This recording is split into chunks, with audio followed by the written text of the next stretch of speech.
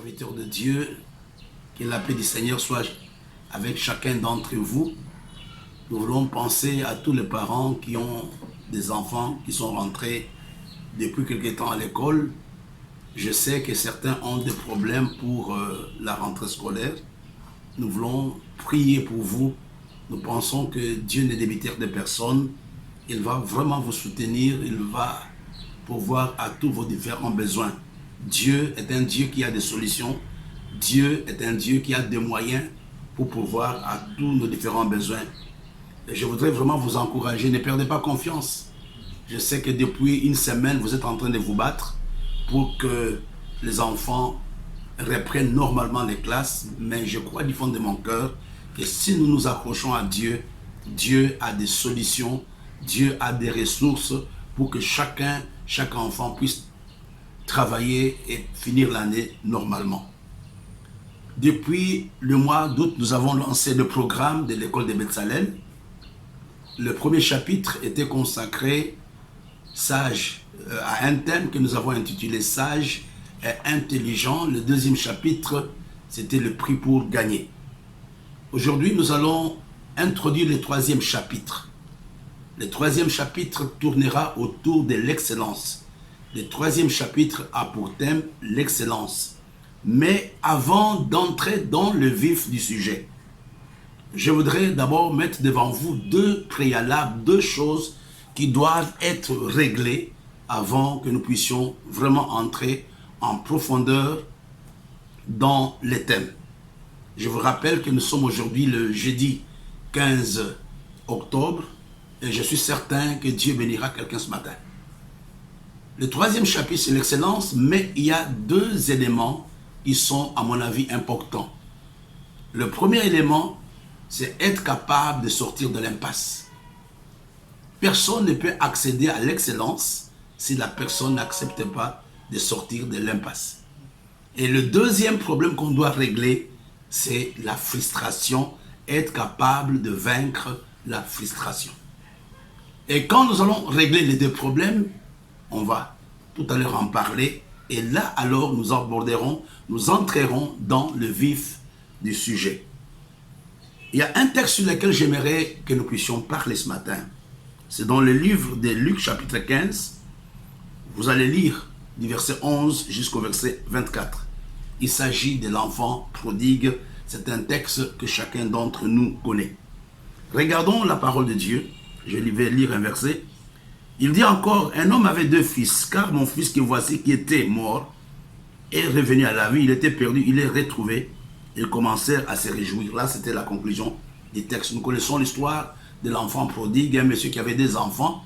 Le plus jeune voulait avoir l'indépendance, le plus jeune voulait que son papa, de son vivant, lui donne l'héritage, mais le papa n'avait pas refusé. Le papa lui avait donné son héritage. La Bible nous dit que cet enfant était parti dans un pays lointain, et dans le pays lointain, malheureusement, avec la vie qu'il menait, dans la prostitution, dans l'immoralité, tout ce qu'il avait était perdu.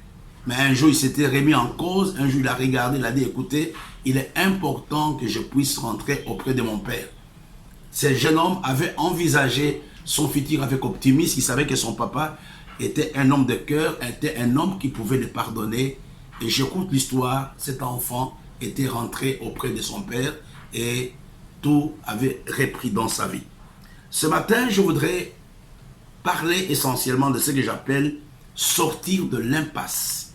C'est le sous-thème de ces grands titres, l'excellence. Sortir de l'impasse.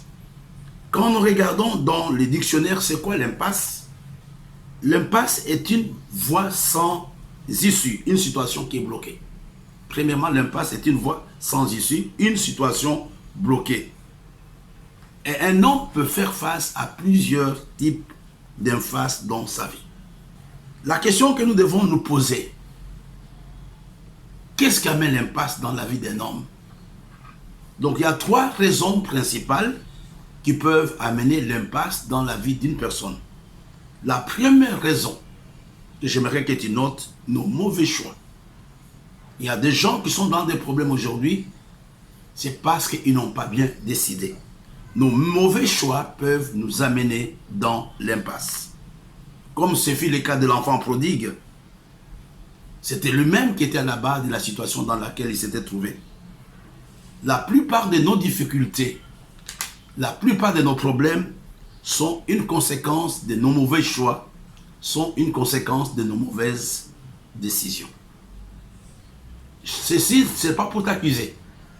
Tu peux encore t'en sortir. Même si hier tu as mal décidé, même si tu as pris une mauvaise décision, même si ton choix n'a pas été catholique, ton choix n'a pas été un bon choix, tu peux encore compter sur la grâce de Dieu. Tu peux encore recommencer ta marche. Je disais que la première cause de l'impasse d'un homme, ce sont les choix ou les décisions qu'il prend au quotidien. Personne n'a choisi pour toi cette femme que tu as aujourd'hui. Personne n'a choisi pour toi ce mari que tu as aujourd'hui. Personne n'a choisi le type de vie que tu as aujourd'hui. Moi, j'ai connu un homme, un ministre dans mon pays, je ne vais pas vous citer où. Il avait beaucoup d'argent, il était même ministre des Finances, mais il avait choisi de ne pas construire. Il avait choisi de passer toute sa vie dans les hôtels. Dans des grands hôtels 5 étoiles, c'est là où il vivait avec sa femme, ses enfants. Il prenait pratiquement 4-5 chambres à l'hôtel. Donc tout c'était l'hôtel qu'il faisait, mais à sa mort, il n'avait rien laissé. C'était difficile même pour trouver un endroit où pouvoir le pleurer. Et il y a certaines décisions, plutôt il y a certaines situations dans lesquelles nous nous trouvons qui sont une conséquence de nos mauvaises décisions, qui sont une conséquence de nos mauvais choix. Et tu comprends ce matin que c'est toujours important, toi qui es un homme de Dieu, toi qui es une servante de Dieu, de ne pas prendre une décision à cause de tes sentiments, mais de toujours te référer à ce que le Saint-Esprit te demande de faire. Ne prends pas la décision pour faire plaisir à quelqu'un, pour faire plaisir à un homme, pour faire plaisir à une maman, à un papa. Tu vas un jour le regretter, mais ça sera peut-être trop tard. La deuxième cause, ou la deuxième raison, la deuxième raison qui peut amener l'impasse dans la vie de l'homme, c'est la méchanceté des hommes. Le cas de Joseph, j'ai beaucoup enseigné sur Joseph, vous allez voir que tous les problèmes dans lesquels Joseph s'était trouvé, ce n'était pas lui qui avait créé ces problèmes, c'était la méchanceté de ses frères. Ce sont ses frères qui l'ont vendu donc en Égypte. Et en Égypte, il va se retrouver dans la prison à cause de la méchanceté de la femme de Potiphar. Il y a des gens ce matin qui sont dans des problèmes à cause de la méchanceté des autres. Il y a des gens qui ont perdu beaucoup d'argent. Il y a des gens qui ont détruit les ministères. Il y a des gens qui sont au tribunal. Il y a des gens qui sont malades à cause de la méchanceté humaine. Ma prière ce matin, que Dieu nous fasse la grâce d'être délivrés de la méchanceté humaine comme il l'avait fait pour Joseph. La première cause, ce sont des choix que toi-même tu prends, des décisions. La deuxième cause, c'est la méchanceté humaine. Et la troisième cause qui peut amener un homme dans l'impasse, c'est Dieu lui-même. Donc c'est Dieu lui-même qui permet que nous puissions être dans l'impasse. Pourquoi? Parce qu'il a quelque chose à nous enseigner. Et je pense que si Dieu avait permis que Joseph soit dans la caravane des Ismaélites, c'était pour une raison quelconque, parce qu'il voulait que Joseph aille en Égypte. Si Dieu avait permis que Joseph soit dans la maison de Potiphar, c'était pour que Joseph apprenne l'art de gouverner. Il y a des situations qui te font pleurer aujourd'hui, il y a des situations qui sont difficiles aujourd'hui, ce n'est pas le diable, ce n'est pas toi-même, mais derrière ça, c'est Dieu lui-même qui veut t'apprendre quelque chose. Il y a des choses que nous apprenons quand nous sommes dans l'impasse. Il y a des choses qui nous arrivent pour que Dieu nous amène à un autre niveau. 3 raisons principales de l'impasse: nos propres choix, la méchanceté humaine, et Dieu lui-même peut être à la base de notre impasse. Mais qu'est-ce que nous devons faire? C'est le but de notre message ce matin. Qu'est-ce que nous devons faire pour sortir de l'impasse? Il y a 4 raisons, il y a 4 choses que nous allons faire, mais je vais vous donner d'abord la première chose que nous devons faire si nous sommes dans l'impasse. Voilà, on doit prendre le problème autrement. Je suis dans l'impasse, qu'est-ce que je dois faire? C'est bien beau, j'ai donné des explications. Maintenant, concrètement, pasteur, qu'est-ce que je dois faire pour sortir de l'impasse? La première raison, ou bien pas la première raison, la première chose que tu dois faire, et ça c'est très important, c'est une réunion avec toi-même. Une réunion avec soi-même, c'est que nous appelons l'introspection. C'est toi-même d'abord. Au lieu d'exposer ta difficulté aux gens, au monde, il faut d'abord que tu te centres sur toi-même, que tu te remettes toi-même en cause, que tu te poses de bonnes questions toi-même. Vous savez, il y a beaucoup de personnes qui ne se sont jamais remis en cause. Et dans la plupart des cas, nous accusons les gens, c'est elle, c'est elle, c'est elle, c'est elle, c'est elle, mais toi-même, tu ne t'es jamais posé de bonnes questions, toi-même, tu ne t'es jamais remis en cause. Ceci t'arrive, mais pourquoi? Il y a l'histoire qu'on raconte, j'ai appris cette histoire à l'école biblique, d'un homme, un jour, qui avait, sans s'en rendre compte, qui avait mis le fromage dans sa barbe. Quand il était en train de manger, il a mis le fromage dans la barbe, il s'est habillé, il est parti, mais le fromage a commencé à sentir. Et quand il est monté dans le bus, la première personne qui voulait l'embrasser, le saluer, il a dit, mais tu sens le fromage, jusqu'à son lieu de travail. Et ça sentait le fromage. Mais il a dit, mais comment ça se passe que aujourd'hui, c'est un mauvais jour, c'est tout le monde qui sent le fromage, je ne vais pas travailler, je vais rentrer chez moi. Il est rentré chez lui, et là, il arrive, sa femme le reçoit. Il dit aussi à sa femme, mais même toi-même, tu sens le fromage. La femme dit que non, je ne sens pas le fromage. Regarde-toi d'abord toi-même. Quand il est entré dans sa salle de bain, il s'est regardé dans le miroir, le fromage était dans sa barbe.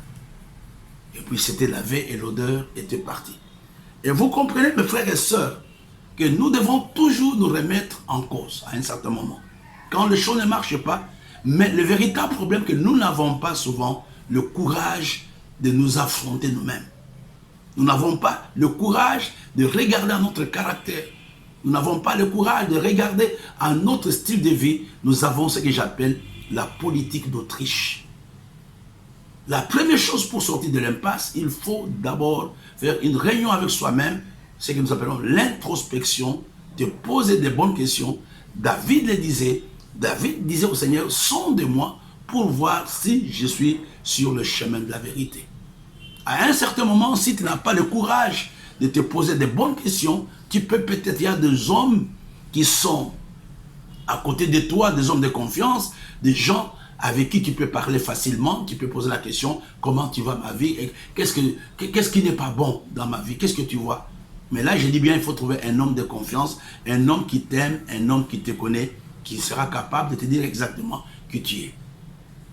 La deuxième chose que nous devons faire quand nous sommes dans l'impasse, réaliser qu'au-delà de l'impasse, il y a quelque chose de meilleur. D'abord, revenons à la première chose que nous devons faire. Regardons un peu l'enfant prodigue. Dans le livre de Luc chapitre 15, verset 17, la Bible nous dit, l'enfant prodigue étant rentré en lui-même. 15, verset 17. La Bible nous dit, voilà, je vais vous lire cela, étant rentré en lui-même, il s'est dit, il était seul, il n'avait personne. Donc c'était lui qui va déclencher le processus de la sortie de son impasse. Regardons encore un autre cas dans le livre de Matthieu chapitre 9, verset 21.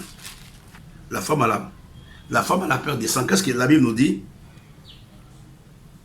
Car elle disait en elle-même, si je puis seulement toucher son vêtement, je serai guéri. Matthieu 9, verset 21. Donc je reprends. Je disais que pour sortir de l'impasse, il y a des choses que nous devons faire. La première chose, entrer en nous-mêmes, nous poser des bonnes questions. J'ai donné des exemples, les cas de l'enfant prodigue et le cas de la femme à la peur du sang. Personne ne lui avait parlé. C'était elle-même qui avait dit, si je puis seulement toucher ses vêtements, je serai guéri. nous sommes en train de parler de la deuxième chose que nous devons faire. Réaliser qu'au-delà de l'impasse, il y a une réalité beaucoup plus meilleure que celle qu'on vit aujourd'hui et sans motiver. Je ne sais pas si vous comprenez. Donc, vous commencez à vous poser des bonnes questions, mais aussi vous mettre, réaliser qu'il y a quelque chose de bon. Ça signifie quoi? Quand tu es devant l'impasse, évite de tomber dans la dépression. Évite d'être pessimiste. Envisage ton futur avec optimisme. Croire que cette situation, elle est passagère. C'est une situation du moment et non un monument. J'aime bien l'expression. C'est une situation du moment qui n'est pas un monument. Un monument, on ne le change pas. Savoir qu'après la situation dans laquelle tu te trouves, il y a quelque chose de bon que Dieu te dit. Regardons dans le livre de Luc chapitre 15, qui est notre texte de base. Étant rentré en lui-même, il s'est dit, combien de mercenaires chez mon père ont du pain en abondance et moi je meurs de faim ici. Regardez, il était sûr qu'il y avait quelque chose de bon qui était dans la maison de son père. Et la troisième chose, quand on est dans l'impasse, il faut élaborer un bon plan de sortie. Il faut élaborer un bon plan de sortie. Regarde, ici, il commence, bon voilà, on va revenir. Je m'élèverai, j'irai vers mon père, verset 18. Je m'élèverai, j'irai vers mon père, je lui dirai, mon père, j'ai péché contre toi et contre le ciel. Non seulement il avait constaté, non seulement il avait envisagé son futur avec optimisme, mais il a fait un plan de sortie. Voilà ce que je compte faire pour regagner la confiance de mon père. Voilà ce que je compte faire pour arranger la situation dans laquelle je me trouve. Ça signifie quoi? Il est important que tu puisses identifier les problèmes, réfléchir comment tu vas les résoudre. Si cela nécessite la repentance, de repentir. Si cela nécessite la réconciliation, faire la réconciliation. Si cela nécessite le réajustement, faire un réajustement. Et on ne peut pas sortir de l'impasse si rien ne change. Si ce que tu faisais avant continue à être fait de la même façon, il n'y aura pas de sortie de l'impasse. Je réfléchis, j'élabore un plan d'action, je dis comment les choses vont se passer. Et quand nous terminons, là c'est important, je vais terminer rapidement. Premièrement, je fais une réunion avec moi-même. Deuxièmement, j'envisage mon futur avec optimisme. Et troisièmement, je fais un plan d'action. Maintenant, la quatrième chose, c'est m'élever et aller. Ça signifie quoi? Ne pas tarder dans le plan, mais passer directement à l'action. S'élever et poser un acte qu'on a décidé. Quel acte? L'acte que j'ai décidé dans mon plan d'action. L'enfant prodigue n'était pas resté simplement au niveau des projets. L'enfant prodigue s'est élevé et il est parti voir son papa. Il est parti se réconcilier avec son papa et l'impasse était finie. Regardons le verset 20. Je termine par là. Dans le livre de Luc chapitre 15, verset 20. La parole nous dit, il s'éleva et alla vers son père. Comme il était encore loin, son père le vit et fut ému de compassion. Il courut, se jeta à son cou et le baisa. C'était la fin de l'impasse de cet enfant. Donc ce matin, j'ai parlé de l'impasse. L'impasse, une situation dans laquelle on n'a pas de solution. Une situation dans laquelle on est bloqué. Il ne faut pas toujours accuser le diable. Il ne faut pas toujours accuser les autres, mais il faut être capable de se remettre soi-même en cause. Et quand je me remets en cause, je commence à envisager mon avenir avec optimisme. Dans l'impasse, j'aimerais que tu évites de tomber dans le pessimisme, que tu évites de tomber dans les pensées négatives. Et quand tu fais une réunion avec toi-même, tu envisages ton avenir avec optimisme et tu fais un plan de sortie. Ça dit quoi, un plan de sortie? Commencer à réfléchir sur des choses qui n'ont pas marché. Il dit, mais qu'est-ce que je dois faire devant telle ou telle situation? L'enfant prodigue avait pris conscience qu'il était en train de mourir de faim. Et puis il a dit, chez mon papa, il y a des gens qui ont de l'argent, il y a des gens qui mangent bien.